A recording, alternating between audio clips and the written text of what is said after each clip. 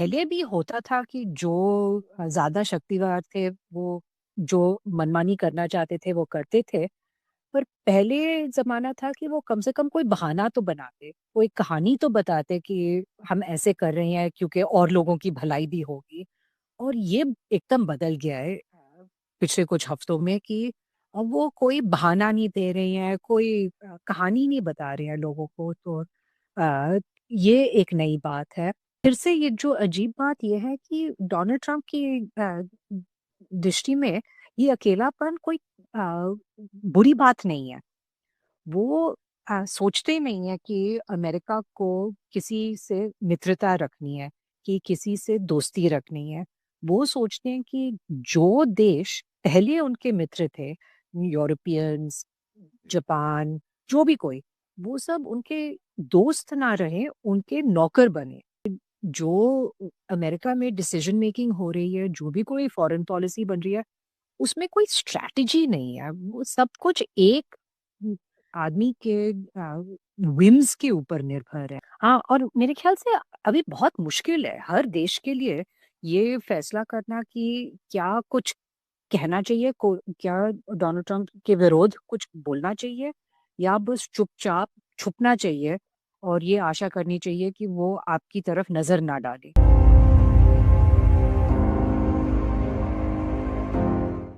नमस्कार, मैं हूं नीतीश त्यागी और आप हैं हरकारा डीप डाइव पर। और आज हम लोग बात कर रहे हैं जो इस समय अमेरिका, दावोस, यूरोपियन यूनियन और डोनाल्ड ट्रंप के बारे में दुनिया पूरी बात कर रही है और उसको लेकर परेशान भी है और अपने अपने अंदाजे लगा रही है। और हमारी खास मेहमान डॉक्टर नंदिनी देव हैं जो जॉर्ज टाउन यूनिवर्सिटी के कतर में कैंपस में पढ़ाती हैं और वो अभी तक लिहाई में थी और अब यहाँ आई हैं। और वो राजनीति विज्ञान की शिक्षिका हैं, पढ़ाती हैं। उन्होंने किताबें भी लिखी हैं, उनकी उनकी दिलचस्पी लोकतंत्र में है।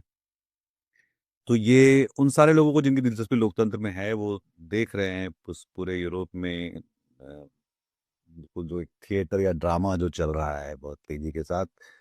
और एक तरफ कई लोग हैं जो कह रहे हैं कि पुरानी दुनिया अब खत्म हो गई है, अब नए सिरे से सब कुछ सोचना समझना पड़ेगा, जो कि मार्क कॉर्नी ने कहा, जो कनाडा के प्राइम मिनिस्टर हैं। और उसके बाद उसको यूरोप के कई नेताओं ने रिजोनेट किया कि चाहे वो जर्मनी के चांसलर हैं या फिर पोलिश प्रधानमंत्री हैं, मैक्रोन हैं, उन सब का ये कहना था कि अब पुरानी तरीका जो है नहीं चलेगा। और वो एक सुर में अब ये कह रहे हैं कि हम अमेरिका की जो है लल्लो चप्पू नहीं करेंगे।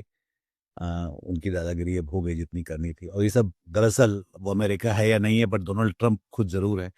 तो नंदिनी, इस पूरे घटनाक्रम को आप कैसे देखती हैं और इसका हम किस तरह से इसको कैसे पैराफ्रेज करें अपने हिंदी भाषियों ऑडियंस के लिए।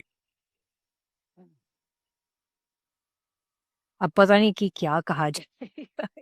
एक तो है कि रोज जब हम उठते हैं और अपने फोन पे देखते हैं कि हेडलाइंस क्या है, कुछ ना कुछ नया होते रहता है। तो आज सुबह मैंने देखा कि डोनाल्ड ट्रंप ने बोला है कि वो ग्रीनलैंड को जबरदस्ती कब्जा नहीं करेगा। तो थोड़ा प्रोग्रेस हुआ है, शायद माकानी और बाकी सब के कहने से कुछ असर हुआ है कि थोड़ा थोड़ी सी शांति आने वाली है। पर मेरे ख्याल से जो माकानी ने कहा है, कनाडा के प्रधानमंत्री ने कहा है, वो हम सब ऐसे ही सोच रहे हैं कि जो नियम थे, कानून नहीं पर जो नियम थे अंतर्राष्ट्रीय रिलेशंस में, वो अब सब बदल गए हैं। तो पहले भी होता था कि जो ज्यादा शक्तिवान थे, वो जो मनमानी करना चाहते थे वो करते थे। पर पहले जमाना था कि वो कम से कम कोई बहाना तो बनाते, कोई कहानी तो बताते कि हम ऐसे कर रहे हैं क्योंकि और लोगों की भलाई भी होगी। और ये एकदम बदल गया है पिछले कुछ हफ्तों में कि अब वो कोई बहाना नहीं दे रही हैं, कोई कहानी नहीं बता रहे हैं लोगों को। तो ये एक नई बात है। दूसरी बात है कि मेरे ख्याल से पहले जब अमेरिका अपने अ, अपने भलाई के लिए कोई कदम उठाती थी, तो वो होता था क्योंकि उनके देश के लिए अच्छा है या कम से कम उनके कंपनीज के लिए कोई लाभ होने वाला है। जी। जो हम अब देख रहे हैं बहुत अजीब है क्योंकि इसमें हम देख रहे हैं कि डोनाल्ड ट्रंप जो कर रहे हैं वो देश के भलाई के लिए नहीं है, अपने देश के भलाई के लिए भी नहीं है। वो सिर्फ अपने खुद के लिए, अपने खानदान के लिए और कुछ दो चार दोस्त हैं उनकी भलाई का सोचते हैं। तो वो ना तो कह रहे हैं कि वेनेजुएला की भलाई के लिए उन्होंने मदुरो को किडनैप किया है, ना वो कह रहे हैं कि अमेरिका की भलाई के लिए मदुरो को उन्होंने पकड़ा है। तो ये बहुत ही नई बात है। जी।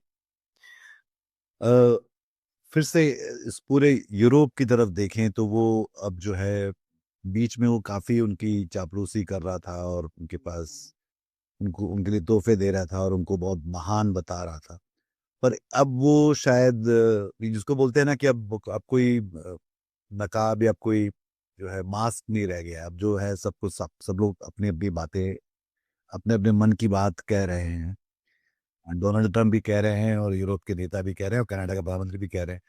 अ, पर उसमें जो देखने वाली बात यह है कि अमेरिका अब कितना अकेला पड़ने लगा है इस पूरी एक साल ट्रम्प के शासन में, कि उसके साथ अब कौन दिखलाई पड़ता है। मेरे ख्याल से इजराइल है, और कौन से देश होंगे जो कि बहुत मतलब जो महत्वपूर्ण देशों में अ, मोदी जी से भी उनकी बातचीत अब कम हो रही है। हम्म। हाँ, अमेरिका सही। का अमेरिका का जो अकेला पड़ना है उसको आप कैसे हम्म। देखती? हाँ, आप सही कह रही हैं कि अमेरिका काफी अकेला हो चुका है। पर फिर से ये जो अजीब बात ये है कि डोनाल्ड ट्रंप की दृष्टि में ये अकेलापन कोई बुरी बात नहीं है। वो सोचते ही नहीं है कि अमेरिका को किसी से मित्रता रखनी है, कि किसी से दोस्ती रखनी है। वो सोचते हैं कि जो देश पहले उनके मित्र थे, यूरोपियंस, जापान, जो भी कोई, वो सब उनके दोस्त ना रहे, उनके नौकर बने। ऐसे डोनाल्ड ट्रंप को चाहिए। तो डोनाल्ड ट्रंप को दोस्तों की ज़रूरत नहीं है, वो उनको दोस्त चाहिए ही नहीं। तो हम्म। वो अकेले हैं, वो बिल्कुल ठीक लगता है उनको क्योंकि उनके सोच में सिर्फ़ एक देश आगे रह सकता है और अमेरिका को आगे रहने के लिए और अपने आप को आगे दिखाने के लिए ये ज़रूरी है कि उस मंच पे और कोई ना खड़ा हो। ऐसा ट्रम्प को लगता है, पर दरअसल अब देखें तो राजनीतिक तौर पे, रणनीतिक तौर पे, सामरिक तौर पे और आर्थिक तौर पे जो चार पांच जो जिसके तहत अंतर्राष्ट्रीय संबंध समीकरण बनते हैं, उस सारे उसमें जो अमेरिका की जो एक तरह से जो वर्चस्व था उसका, हुँ, हुँ। अ, खास तौर पे जिसको सॉफ्ट पावर जो कहते हैं, वो तो अब कम होती जा रही है। मतलब अगर आपको अ, ट्रम्प की जो एक तरह से देखी जाए जो ख्वाहिश है वो है कि लोग मुझे गंभीरता से लें, और चाहे मैं कितनी भी बकवास करता हूँ रोज अपने ट्रुथ सोशल पे, या मैं कितनी भी बददिमाग बातें करता हूँ, मैं कितना भी ह्यूमिलिएशन करता हूँ दूसरों का, उसके बाद भी आप मुझे महान मानते रहे। पर ऐसे में तो जाहिर तौर पे जो दावोस में जो कुछ हुआ, उसके पहले जो यूरोपियन यूनियन जो बातें करता रहा है लगातार, नाटो के अंदर जो बात हो रही है उसको लेकर भी अम, ये साफ दिख रहा है कि वो अरमान उनका पूरा होता दिखलाई नहीं पड़ रहा है। हाँ, पर फिर इस बात पे भी ना डोनाल्ड ट्रंप को समझने के लिए हमें ये याद रखना है कि वो चाहते हैं कि लोग उनको महान समझें। पर महान का मतलब ये ज़रूरी नहीं है कि लोग उनको रिस्पेक्ट करें। वो चाहते हैं कि अगर लोग उनसे डरें हम्म। और लोग कहें कि जो डोनाल्ड ट्रंप सोचता है वो दुनिया में होता है, उतना काफ़ी है। तो काफ़ी लोग आजकल कह रहे हैं कि डोनाल्ड ट्रंप को की जो फॉरेन पॉलिसी है, वो उसको समझने के लिए हमें ये सोचना चाहिए कि वो अब इतिहास में अपनी लेगेसी के बारे में सोच रहे हैं। कि वो ये नहीं सोच रहे कि अभी अगले 6 महीने में क्या होना चाहिए, अगले 2 साल में क्या होना चाहिए। वो ये सोच रहे हैं कि 20 साल में या 100 साल में लोग उनके बारे में क्या बोलेंगे। तो उनको ज़्यादा ऐसे इंटरेस्ट भी नहीं है कि ये यूरोपियन लीडर्स वगैरह क्या कहते हैं, क्योंकि वो उनको देख के सोचते हैं कि ये तो कमज़ोर लोग हैं। तो इनकी बातों में कोई दम नहीं है और मुझे उनकी बातों के बारे में फ़िक्र भी नहीं करनी है। तो जहाँ तक बाकी सब लोग उनसे डरें, जाकि पूरी दुनिया उनके बारे में बात करे, वो खुश है। आपने एक चीज़ उनके बारे में हमेशा याद रखनी है कि उनकी शुरुआत हुई है ऐसे नॉट एज़ अ बिज़नेसमैन पर एज़ अ मीडिया पर्सन, है ना? तो बिज़नेस में तो वो फ़ेल हो चुके हैं बार-बार।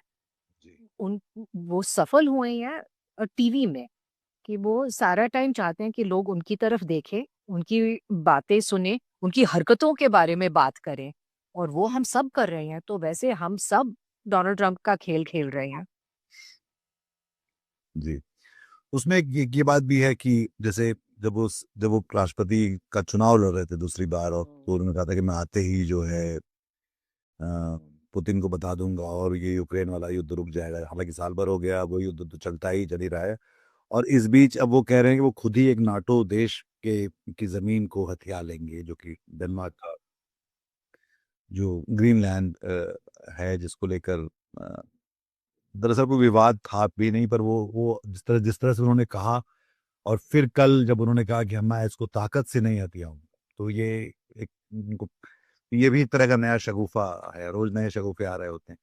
तो ये जो आप खुद ही अपने आप को, जो आप जिस जिस साहस से आप शुरू हुए थे, जो तो आप कर नहीं पाए, और दरअसल अगर आप ऐसा करते हैं तो फिर किसी भी महाशक्ति को, चाहे रूस हो या चीन हो, कौन रोक सकता है कि वो किसी अपने आसपास के जो छोटे और कमजोर देश हैं, उनके उनके उनके हिस्सों को कब्जा ना कर ले या उन पे हमले ना कर दे। तो उसके कारण जो अराजकता की मिसाल आप कायम करने वाले हैं, उसके बारे में आप क्या सोचती हैं? हाँ, मेरे ख्याल से आजकल सबसे ज़्यादा फ़िक्र उन लोगों को होनी चाहिए जो यूक्रेन में रहते हैं या जो ताइवान में रहते हैं।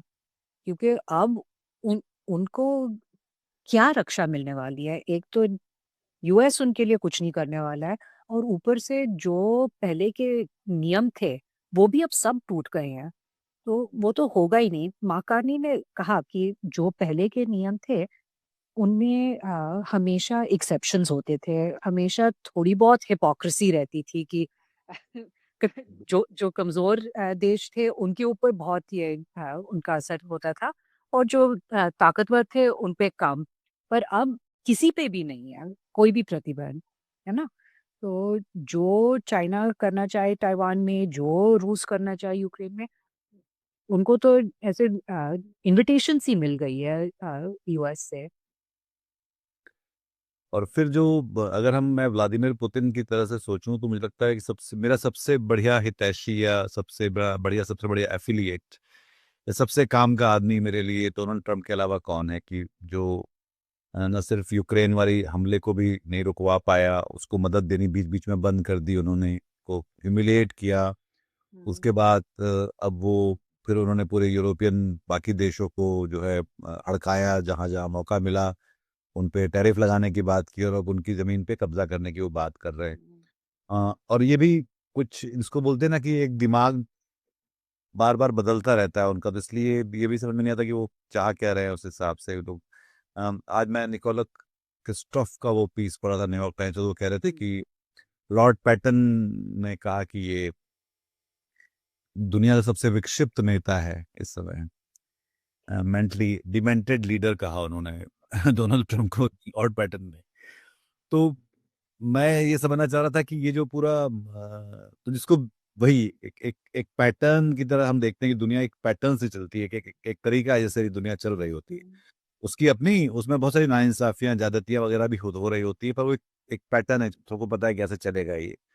और वो अब टूटता हुआ दिखलाई पड़ रहा है। तो ये जो एक ये जो मैंने पुतिन के बारे में पूछा कि क्या वो सबसे बढ़िया उनके खैर ख्वाह हैं, और दूसरा ये कि उसके बाद अब दुनिया जो बन रही है, उसमें किस तरह की अनिश्चितताएं आपको दिखलाई पड़ती हैं, जो अनसर्टनिटीज का जो समय है। अनसर्टेनिटीज़ तो बहुत हैं और मेरे ख्याल से पुतिन की को लगता होगा कि हाँ, ये तो सबसे बड़ा मेरा दोस्त निकला है जो मुझे कुछ भी करने देगा। पर पुतिन को इस बात पे भी काफ़ी फ्रस्ट्रेशन रहेगा कि जो अमेरिका कर पाया है वेनेज़ुएला में, जो पिछले साल अमेरिका कर पाए ईरान में, वैसे हमले रू रूस नहीं कर पा रहा है। तो जितना भी ऐसे परमिशन स्लिप मिल गया है कि आप जी। जो करना चाहते हो करो अगर आपके पास ताकत है, पर फिर वो ताकत भी होनी ज़रूरी है। वो ऐसी सेना की ज़रूरत है जो ये अ, आइडियाज़ को एग्ज़ीक्यूट कर पाए और वो अभी अमेरिका के पास है, पर बाकी देशों के पास हमें पता नहीं है कि अगर वो है कि नहीं। रूस के पास लगता है कि नहीं है ना? कब से अब वो भी यूक्रेन में लीड लीड कर रहा है, अभी उसका भी काफ़ी नुकसान हो रहा है, उसका भी लगातार वो हाँ, हमारे हरियाणा से लोग जाके लड़ रहे हैं उनके लिए और हाँ। हाँ, तो मुश्किल है ना कि जब अपने सेना में लोगों को ऐसे धमकी दे के या किडनैप करके लगा रहे हो, तो हम देख सकते हैं कि ये सेना का क्या असली ताकत होने वाला है। और जब हम चाइना की तरफ देखें, चाइना भी अभी तक तो कोई बड़ा ऐसे स्टेप नहीं लिया है, पर हमें पता भी नहीं है कि वो क्या करेंगे और क्या कर सकते हैं। तो हाँ, वो एक ना एक दिन ताइवान को वापस लेना चाहते हैं, पर क्या वो अभी कुछ करेंगे, पता नहीं। जी। नहीं, पर उसमें जब वो लेना चाहेंगे या ऐसा कुछ करेंगे तो आप किस आधार पे रोकेंगे उनको? क्योंकि आप खुद ही जब इस तरह की चीज़ कर रहे हैं और आपके पास शक्ति में कोई बहुत अधिक फ़र्क ना रहेगा क्योंकि वो भी उस तरफ भी जा रहा है। और दूसरी बात ये है कि चीन का जो सबसे जो रवैया पूरे समय में रहा है, चाहे वो ग्लोबल साउथ में देखिए या भारत के आसपास भी देखिए, तो हुँ, वो ट्रेड का ही रहा है कि उनको तो ट्रेड बढ़ाना है। अभी वो हुँ, कनाडा में भी 44,000 अपने ईवीज़ बेच मतलब उनका सौदा हो गया है, उनके साथ वो वहाँ बेचेंगे। उनकी जो ईवी है बीवाईडी, वो इलॉन मस्क से ज़्यादा कारें बेचने लगी है। हाँ, हाँ, टेक्नोलॉजी में हमने देखा ही अभी वॉर वाली में कि पाकिस्तान जो सिंदूर हुआ था उसमें उनका उन्होंने एक तरह से शोकेस किया अपने आर्म्स को और वो रफाल वगैरह से बेहतर साबित हुए। तो मतलब उनकी मोटे तौर पर रूस का चीन का ये है कि भाई हमारी टेक्नोलॉजी हमारा हमारा जो बिजनेस है वो बढ़ता रहेगा हुँ, और हुँ, उसको सफलता से कर रहे हैं। हमको सिर्फ व्यापार बढ़ाना है और वो सारी देशों में जाके चाहे वो अफ्रीका में, इस बारे में हमको अलग से शायद बात करनी चाहिए कि चीन चीन किस तरह से अपनी जड़ें सब तरफ जमा रहा है, कि कैसे वो वहाँ पर इंफ्रास्ट्रक्चर डेवलप करता है कि उससे हुँ, बढ़ेगा बिजनेस, उसमें से फिर हम कुछ और लेंगे। तो यहाँ भी नेपाल, बांग्लादेश, पाकिस्तान, श्रीलंका सब तरफ उसका हम चारों तरफ देख सकते हैं भारत के, और भारत के साथ भी बहुत बड़ा ट्रेड है उसका। हालांकि हमारी हम जितना भी उससे मुंह चुराएं, पर सच्चाई तो ये है कि चीन के साथ हम बहुत ज़्यादा निर्भरता हमारी बहुत ज़्यादा है उनके हुँ, साथ। हुँ, अ, तो फिर भारत पे अगर हम आए इस पूरे परिप्रेक्ष्य में प्रोफेसर नंदनी, तो ये हम किधर जाएं? डोनाल्ड ट्रंप हमें लगातार दुरदुरा रहे हैं, वो बार-बार कह रहे हैं कि मैंने इनका युद्ध रुकवाया। नरेंद्र मोदी जो उनके साथ गले लगते थे, अब वो उनकी बातचीत लगभग बंद हो गई है। वो एक-दूसरे से हुँ, हम मुँह चुरा रहे हैं, जहाँ भी ट्रंप जाते हैं वहाँ पे नरेंद्र मोदी नहीं जाते हैं अब। हुँ, और जब से वो राष्ट्रपति बने उसके बाद से 1 या 2 उनकी बहुत ही छुट-पुट मुलाकातें हुई जिसमें कोई ख़ास नतीजे नहीं निकले। और अ, तो अब इस पूरे उसमें भारत कुछ फंसा हुआ सा है कि एक तरफ उन पे काफी अधिक टैरिफ लगाया गया और दूसरी तरफ चीन के साथ तो हमारी दोस्ती उस तरह से थी भी नहीं, और बीच में जो लद्दाख और में एक छुटपुट एक संघर्ष हुआ उसको लेकर भी। अभी तो बहुत मुश्किल है। एक दिशा है जो हम शायद देखेंगे इस आने वाले हफ्ते में कि 26 जनवरी के लिए European commission president Ursula von der Leyen आ रही हैं और यूरोपियन काउंसिल के प्रेसिडेंट एंटोनियो कोस्टा आ रहे हैं भारत। तो हो सकता है कि जब वो आएँगे, जो ईयू और इंडिया का ट्रेड एग्रीमेंट का नेगोशिएशंस अभी 10-15 साल हो गए हैं कि वो नेगोशिएशंस चल रहे हैं। शायद वो अब साइन हो जाएगा। हमने देखा है कि ईयू ने कुछ ही दिन पहले मर्कोसर वो लोग साउथ अमेरिका के साथ एक ट्रेड डील साइन की है। तो मेरे ख्याल से भारत के लिए यूएसए के साथ अपने संबंध या फिर से जोड़ना मुश्किल ही लग रहा है, क्योंकि बार-बार ये धमकियाँ आती है, टैरिफ्स बढ़ते ही जा रहे हैं। और अभी हमने देखा है कि जो भारतीय प्रवासी भी हैं यूएस में, उनके लिए भी सब जो H-1Bs का रिस्ट्रिक्शंस होने वाला है, जो वैसे भी इमिग्रेशन के रिस्ट्रिक्शंस हो रहे हैं, तो वो जो एक अ, शक्ति थी भारत के लिए यूएसए में, वो भी मेरे ख्याल से धुल रही है आज अभी। तो मेरे ख्याल से भारत में जो हमारे प्रधानमंत्री और फॉरेन मिनिस्टर्स हैं, वो यूएसए की तरफ नहीं देख रहे हैं, वो बाकी सब देख रहे हैं कि ईयू के साथ क्या कर सकते हैं, ऑस्ट्रेलिया के साथ, रशिया के साथ। जी। क्योंकि अभी अमेरिका में किससे बात करें? क्योंकि जो अमेरिका में डिसीजन मेकिंग हो रही है, जो भी कोई फॉरेन पॉलिसी बन रही है, उसमें कोई स्ट्रैटेजी नहीं है। वो सब कुछ एक आदमी के विम्स के ऊपर निर्भर है कि जो उनके मन में आता है वो होता है। और अभी लगता नहीं है कि भारत का कोई दोस्त है जिनकी बातें डोनाल्ड ट्रंप सुन रहे हैं।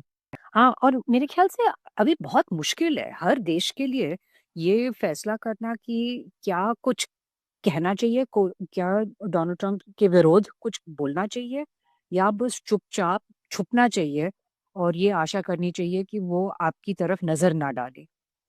जी। और मुझे नहीं लगता कि वैसे ये रास्ता सही है और वो रास्ता गलत है। हर नेता को चांस लेना पड़ेगा कि वो क्या करने वाले हैं, क्योंकि अमेरिका के पास अभी जो पावर है वो बाकी सबसे इतना बड़ा है, जैसे पूरे दुनिया से 10 गुना ज़्यादा उनकी उनकी ताकत है मिलिट्री में। अभी भी डॉलर है सबका रिज़र्व करेंसी, तो उनके विरुद्ध जाना बहुत ही खतरनाक है हम सब के लिए। हम्म। हर एक एक तो हफ्ते में कोई नई बात आगे लाते हैं। तो अभी मेरे ख्याल से हाँ, बाकी सब देश एक-दूसरे से बात करेंगे, कुछ कोशिश तो करेंगे कोई और अलायंस को शायद बढ़ाने के लिए। लेकिन मुझे लगता है कि अगले महीने कोई नई क्राइसिस होगी जिसके बारे में हम सब अ, प एक-दूसरे से बोल रहे होंगे कि क्या ऐसे भी हो सकता है? तो ये शायद अगर डोमेस्टिकली कोई क्राइसिस हो, तो फिर अ, वो फॉरेन पॉलिसी से वापस डोमेस्टिक पॉलिसी पे आएँगे। पर अभी जब वो बैठ के दुनिया भर में देख रहे हैं, मुझे लगता है कि वो झगड़े शुरू करने की कोशिश में है। अ, उनको अच्छा लगता है, उनको मज़ा आता है ये सब में। बहुत बहुत शुक्रिया इस बातचीत में शामिल होने के लिए आपका। Thank you. और हम लोग आगे भी इस पर नजर रखे रहेंगे, आगे भी बात। देखते हैं देखते हैं अगले महीने क्या होता है। दर्शकों आपका भी। और अपना ख्याल रखिए। बहुत बहुत शुक्रिया आपका। नमस्कार। आज की ताजा खबर, आज की ताजा खबर, आज की ताजा खबर। आओ काका जी इधर, आओ मामा जी इधर, सुनो दुनिया की खबर।